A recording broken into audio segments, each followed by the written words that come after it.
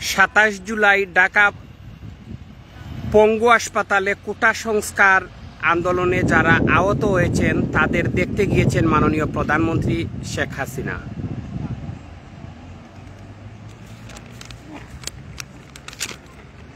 আহতদের মাথায় হাত বুলিয়ে মাননীয় প্রধানমন্ত্রী তাদের চিকিৎসার খোঁজ খবর নেন এবং তাদের চিকিৎসার সব ধরনের সহায়তার আশ্বাস দেন।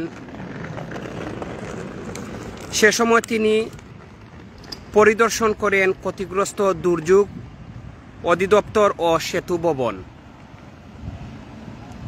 সম্মানিত দর্শক, সিলেটি চ্যানেল এই মুহূর্তে সিলেটি অনলাইন, সিলেটি চ্যানেল সহ সিলেটি নেটওয়ার্ক প্ল্যাটফর্মের সকল চ্যানেল থেকে আপনারা সরাসরি মাননীয় প্রধানমন্ত্রীর আজকে আহতদের দেখার খবর আপনারা শুনছেন। সবাইকে আমি সৈয়দ শাহেদ আলী আন্তরিক ধন্যবাদ জানাই। বাংলাদেশ সরকারের মাননীয় প্রধানমন্ত্রী যখন আহতদের দেখতে গিয়েছেন, সেই সময় যারা নিহত হয়েছে তাদের পরিবারের প্রতি সমবেদনা জ্ঞাপন করেন। আপনারা অনতিবিলম্বে যে বিভিন্ন ধরনের দাবি নিয়ে এসেছিলেন, সেই দাবির প্রেক্ষিতে মাননীয় প্রধানমন্ত্রী বিশেষ করে যারা কোটা সংস্কারের বিভিন্ন দাবি ছিল সেই দাবিটা পূরণের লক্ষ্যে এবং যারা নিহত হয়েছে তাদের প্রত্যেকের পরিবারের প্রতি সমবেদনা এবং প্রত্যেকের পরিবারের পাশে থাকার আশ্বাস দিয়েছেন মাননীয় প্রধানমন্ত্রী। পরিদর্শন শেষে তিনি বক্তব্যে বলেন, যারা মারা গেছে তাদের আত্মার মাগফিরাত কামনা করেন এবং আহতদের প্রত্যেকের সুচিকিৎসার জন্য প্রয়োজনীয় সকল ব্যবস্থা গ্রহণ করবেন। নিহতদের পরিবারের পাশে থাকবেন। মাননীয় প্রধানমন্ত্রী আরও বলেন, যারা এই ঘটনা ঘটিয়েছে তাদের কাউকে ছাড় দেওয়া হবে না।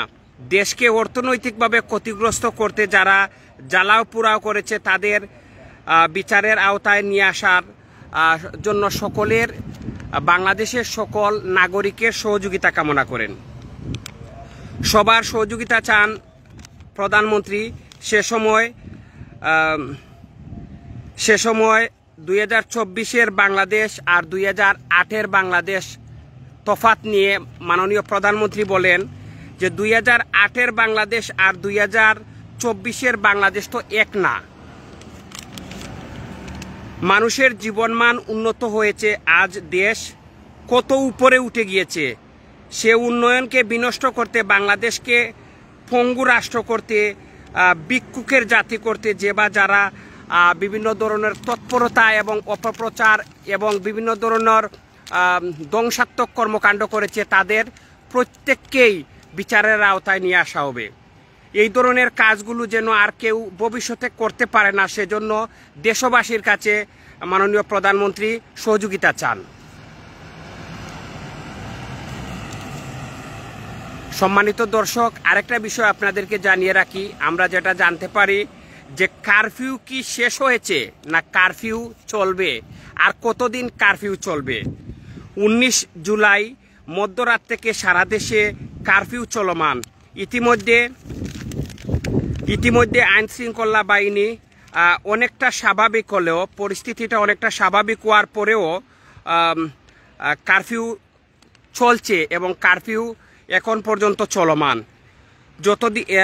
যত দিন যাচ্ছে তত মানুষের অনেক ভোগান্তি এবং কারফিউর ফলে মানুষের অনেক সমস্যা এবং বিশেষ করে শ্রমিক এবং দিনমজুরের মধ্যে অনেক ভোগান্তির দৃশ্য দেখা যাচ্ছে।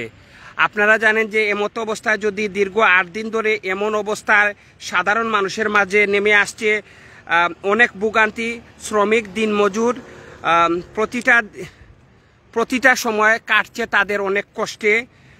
এমন পরিস্থিতি চললে মানুষের জীবনে নেমে আসবে অনেক দুর্বিষহ যন্ত্রণা। সাধারণ মানুষের সকলের মনে একটাই, কবে ঠিক হবে আমাদের বাংলাদেশ। সম্মানিত দর্শক, যারা আমাদের সাথে জড়িত হয়েছেন সবাইকে সিলেটি নেটওয়ার্ক প্ল্যাটফর্মের পক্ষ থেকে আমি ধন্যবাদ জানাই।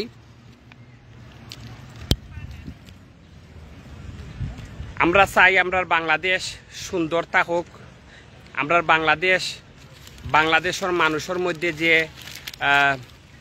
বিভিন্ন ধরনের ক্ষোভ, মানুষের মধ্যে যে বিভিন্ন ধরনের অশান্তি বিরাজ করে, আমরা চাই আমরা বাংলাদেশ যত দ্রুত সম্ভব রিকভারি হোক। আর আরেকটা বিষয়, আপনারা অনেকেই জানেন যে ইতিমধ্যে অনেকে কইরা যে বাংলাদেশও হুন্ডির মারফতে টাকা পাঠাইতা, ব্যাংকের মারফতে টাকা পাঠাইতা না। সেই বিষয়ে আপনারা মন্তনে যেটা আছে কমেন্টও লিখে যাইবা। আপনারা কোনটা মনে করেন যে বাংলাদেশ ব্যাংকের মাধ্যমে টাকা পাঠাইলে নিরাপদ, না হুন্ডির মাধ্যমে টাকা পাঠাইলে নিরাপদ? সেই বিষয়ে আপনারা গুরুত্বপূর্ণ মন্তব্য করবা। আর একটা বিষয়, আপনারা সবাই যেটা সবার উদ্দেশ্যে আপনারা জানেন যে গত 2 দিন আগে যেটা আমি আমার ব্যক্তিগতভাবে যেটা তুলিয়া ধরছিলাম যে বাংলাদেশের প্রধানমন্ত্রী গণভবনে আহতদের সবাইকে, নিহতদের পরিবারের একজনকে ডেকে নিবেন এবং আহতদের চিকিৎসার জন্য সর্বাত্মক সহযোগিতা করবেন। আশা করি আপনারা সেটার ফলাফল আপনারা আজকে পেয়েছেন যে মাননীয় প্রধানমন্ত্রী ইতিমধ্যে ঘোষণা দিয়েছেন যে আহতদের সকল চিকিৎসার ব্যবস্থা নেবেন এবং নিহতদের পরিবারের পাশে থাকবেন। তাই আমরা যারা প্রবাসী রয়েছি, আমরা চাই আমাদের দেশ সুন্দর থাকুক এবং দেশে কোনো ধরনের অরাজকতা যাতে সৃষ্টি না হয় এবং বাংলাদেশের যারাই শান্তি কামনা করেন, বাংলাদেশের পক্ষে যারাই আছেন বা এই যে ছাত্র যারা নিহত হয়েছে তাদের পরিবারের পাশে যারাই আছেন, সবাইকে ধন্যবাদ জানিয়ে আমি আজকের মতন আমার কথাগুলো শেষ করে নিচ্ছি। ফয়েজ আহমদ যে প্রবাসী ব্যাংকে টাকা পাঠাবে সে শহীদের রক্তের সাথে বেইমানি করবে। ঠিক আছে ভাই, আপনার কথাটা অনেক কষ্টের কথা, তবে একটা জিনিস আপনাদেরকে বলবো, যদি আপনাদের আত্মীয় স্বজন দেশে থাকে তাহলে দেশে যদি টাকা পাঠাতে হয় তাহলে অবশ্যই ব্যাংকের মারফতে পাঠানো উচিত বলে আমি মনে করি। কারণ আপনি যে মারফতে পাঠাইতে চান সেই মারফতে যদি পাঠান যে কতটা নিরাপদ সেটা আপনি বুঝে নেবেন।